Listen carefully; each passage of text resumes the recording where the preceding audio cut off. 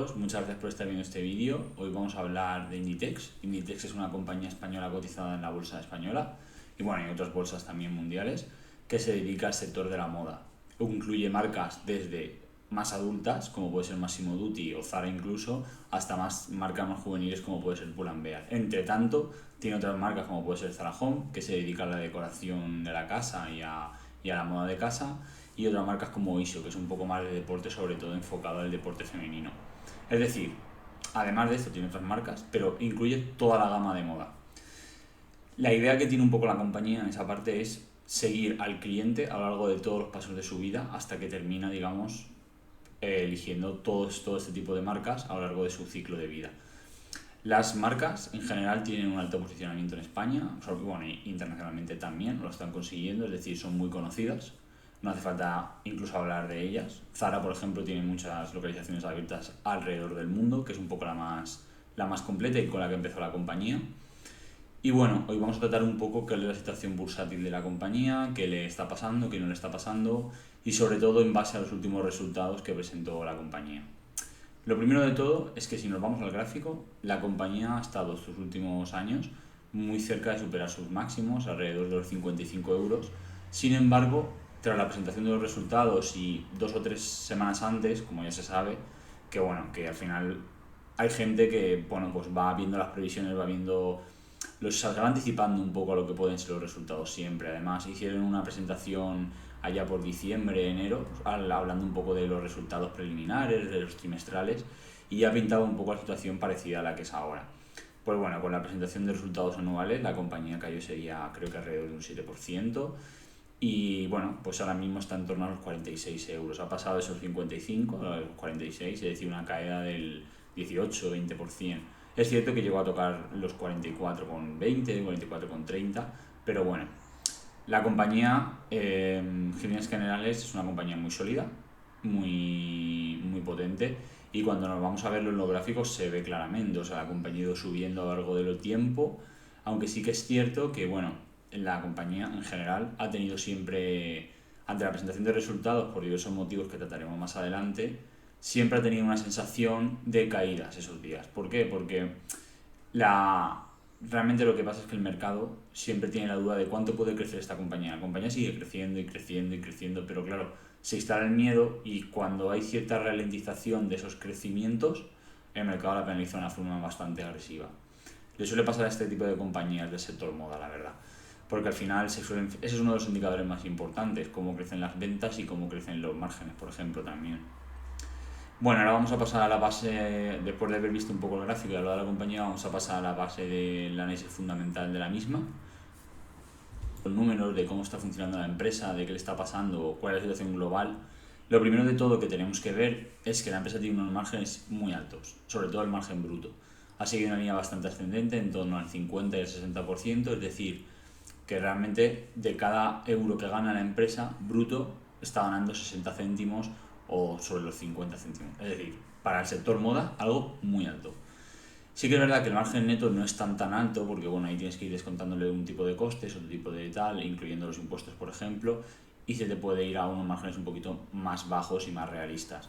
Pero bueno, aún así la compañía, para ser un sector moda en el que te están atacando por todos los sitios con compañías como pueden ser las chinas, por ejemplo, como AliExpress, Shein, Temu, que atacan el sector de la moda con precios muy bajos, tú estás manteniendo unos márgenes bastante elevados.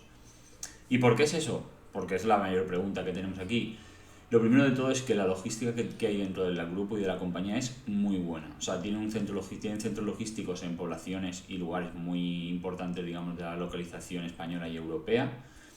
Y la coordinación entre estos centros es muy buena. Por lo tanto, suelen intentar tener en esos almacenes la ropa un poco de temporada en velocidades bastante rápidas. Es decir, si por ejemplo se detectan con que una tendencia son los abrigos de lino, pues en 2 semanas poder responder a esa demanda y que ese tipo de prendas estén en las tiendas de la marca.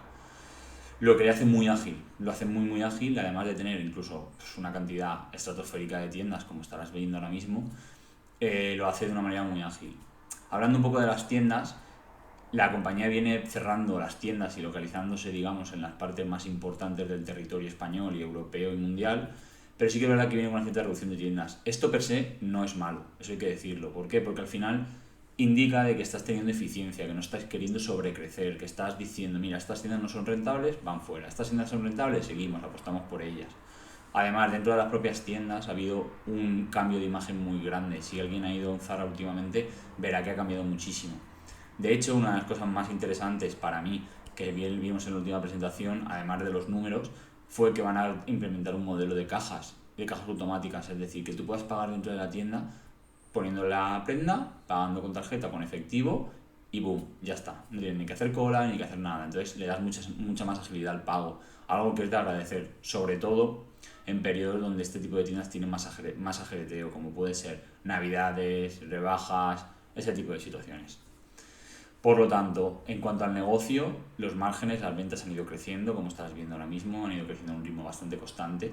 Sí que es cierto que tenéis que tener en cuenta que el 2021 es el año de post-COVID, post-pandemia, entonces es un poco un año que no está del todo bien como para cogerlo para análisis, pero bueno, lo ponemos para que lo veáis un poco. Realmente tenemos una situación muy buena en esos aspectos. Y ahora os preguntaréis, vale, esto está así, ¿cómo está la parte financiera un poco de la empresa?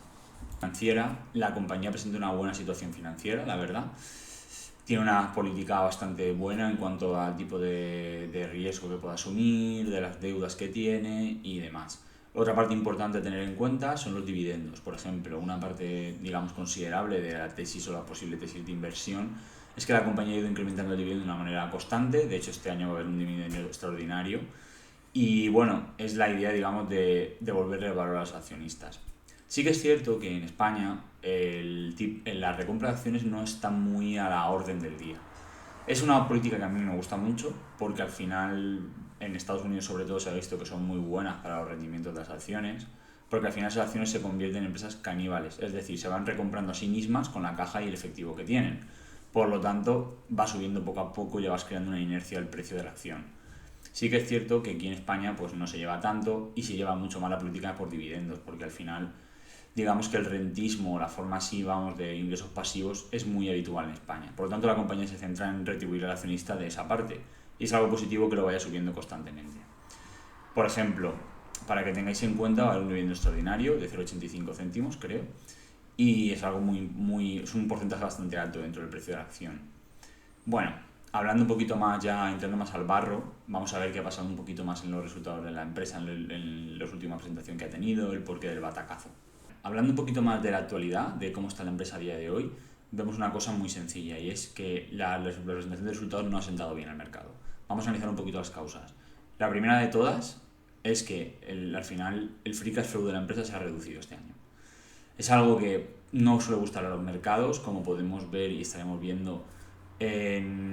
Ha ido subiendo constantemente a lo largo de los años con un ritmo bastante bueno, pero sí que es cierto que este año ha caído. ¿Por qué? Pues uno de los motivos principales es que están abriendo un centro de logística, lo que hablamos al principio del vídeo, en la parte de Zaragoza, y están mejorando mucho estos centros e invirtiendo en las tiendas en cosas que os he comentado.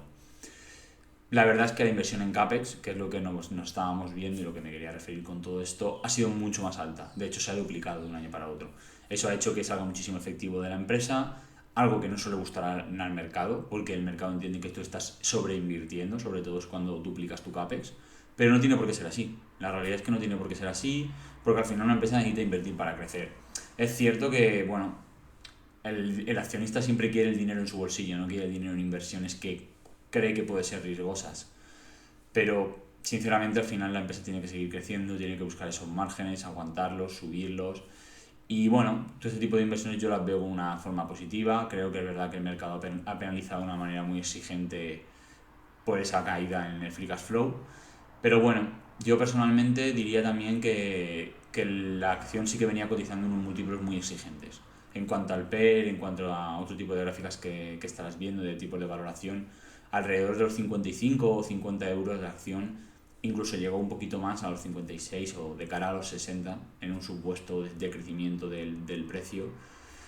Son múltiplos bastante exigentes para la acción, la verdad, porque al final esta empresa ha ido cotizando en un PER en torno al 20-30, porque es una empresa que tiene al final bastante calidad, es una empresa que tiene buenos márgenes, buenas ventas, va creciendo, pero claro, cuanto más está cerca del 30 y menos del 20, pues más cara está, por decirlo de alguna forma. Además, la empresa no va a tener unos crecimientos ya exponenciales. Es cierto que ya la empresa va a seguir creciendo, que es algo muy positivo, pero no va a tener esos crecimientos tan exponenciales como al principio de la cotización de la empresa. Entonces, eso ha sido un poco la penalización del mercado. Yo sinceramente, hablando un poco ya y concluyendo un poco el vídeo, creo que es una buena oportunidad, sobre todo que le echéis un ojo, que le echéis un vistazo, porque la verdad es que presenta muy buena pinta como empresa, siempre ha sido una empresa muy fiable. Luego añade cosas que a mí me gustan mucho, como puede ser la composición del accionariado. En este caso, Inditex es una empresa familiar, por decirlo de alguna manera, en la que gran parte del accionariado es la propia familia, ¿no? Que es Amancio Ortega y demás, a través de su fundación.